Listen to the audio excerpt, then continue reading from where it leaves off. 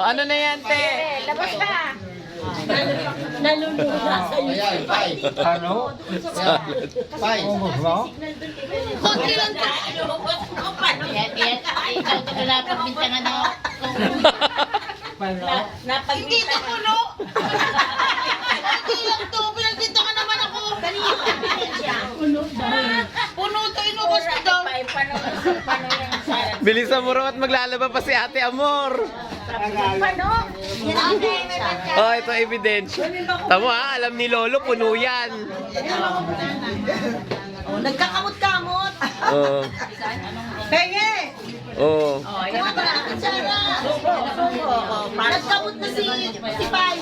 Para magamit na yung planggana. Inaantay kasi pang planggana paglaba eh. Kaya pilit na inubos para. May maglalaba pa, bilisan nyo. Meron ba laki? Madami pa ba? Yan nga lang. House number 2, malakas ang sa number 2. Sabi mo kayo, babalat mo sa freezer. Nakakaya naman ano. Direta sa ano, Sa minudo. 3, nakabita ka na tayo naman. Di ba? Nando kumain na ako doon eh. Kumain ka na, hindi ka naman nagyayaya. Siyempre, mas maganda na ako na. Kaya pala nawala. Walang gulay ako. Ay, di, meron doon pala House ano. number 3 may laing. Kumain na nga raw siya doon. Sa number 2 lang, may dinuguan. House number 2. Ayan, may paligsahan. Wala pa ako na house number. Bilisan nyo at may maglalaba. Gagamitin yung planggana. Isa nila ang inaantay niya, kaya pinapaubos sa inyo para makapaglabanan. Babayaran rin kung sa mga talagang eh. Kaya nga.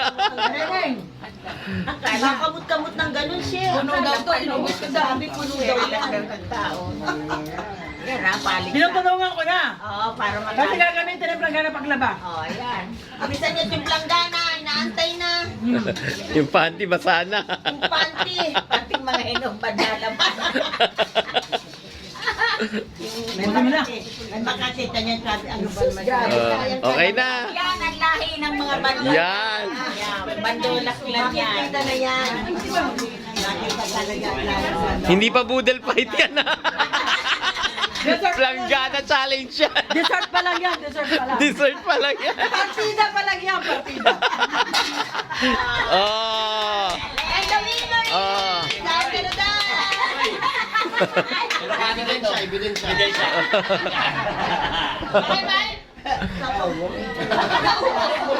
Oh, magche-check na raw ng sugar. Kakain mag-check ng sugar. Laban. Ang tawa-tawa. Naubos? Naubos. Bye. Bye. Madam.